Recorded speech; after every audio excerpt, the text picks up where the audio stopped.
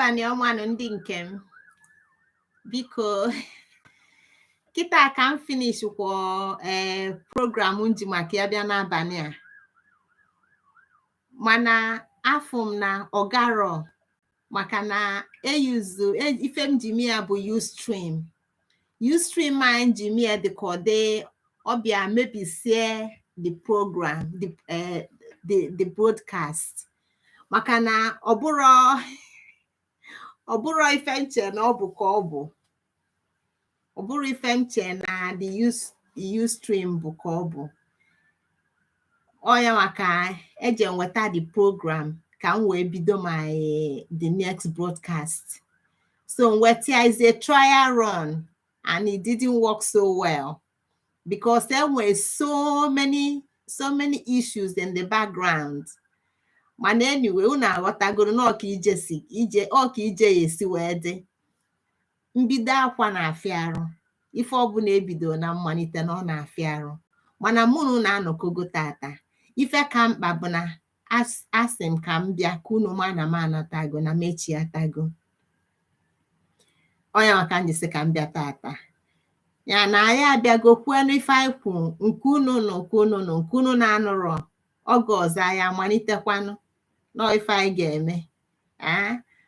Ya ka m na-anya n'ife pụta taa ka m malife ife pụta.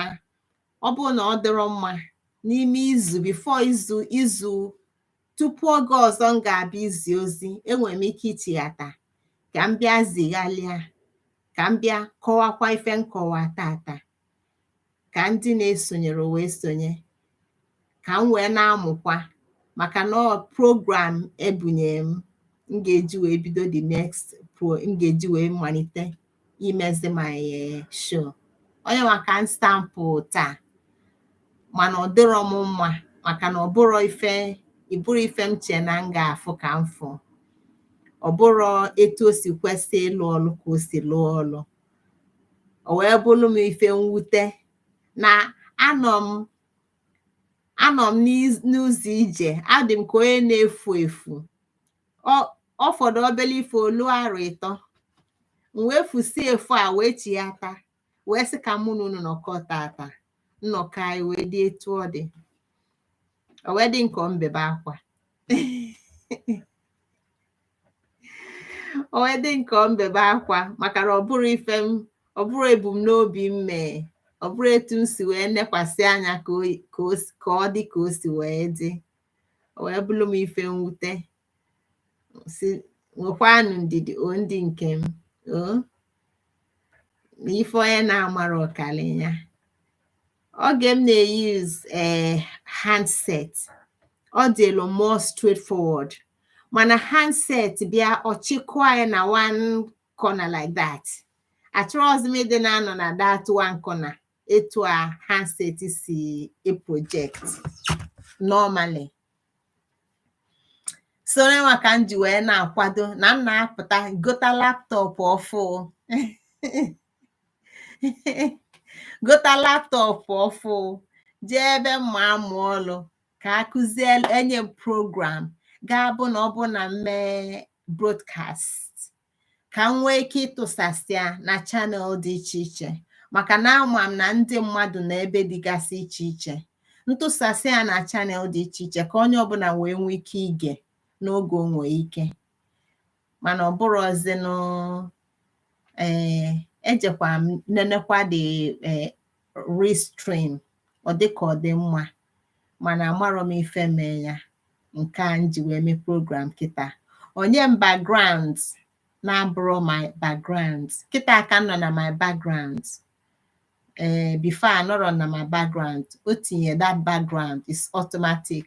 So enidi m ka mmụta ka mmalite esi ewepụ the background. Then that automatic background dị highly distracting because ọ na-enye a lot of shadow and reflections na-amara ebe o si, ebe those reflections si wee pụtagasị. And so n'ọdịgo ka oye si dị ụmụnne m. So na nke m na-eme kịta bụ I'm just sampling going live from YouTube. I'm just sampling going live from YouTube so that ka mmalụ how effective ọ ya dị compared to the Restream. So ọ bụrụ na nke a dị more effective, then I will go live through YouTube next time instead of use Restream.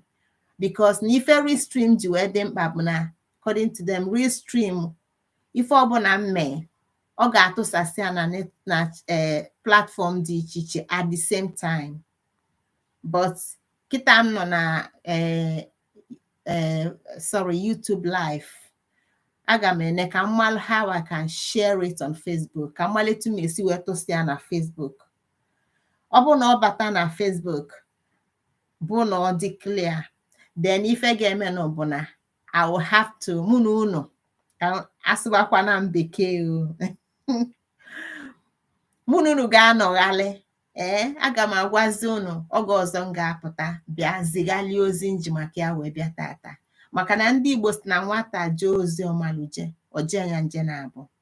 Ọ bụrụ ọlụm, ọ dị amakụ m obi, ọ dị atụ m ụjọ ichighata. Emebugo onwebe oge mmele etu a mbụ, oge ozi m zie na-apụtara ọfụma nchighata bịa zigali ya.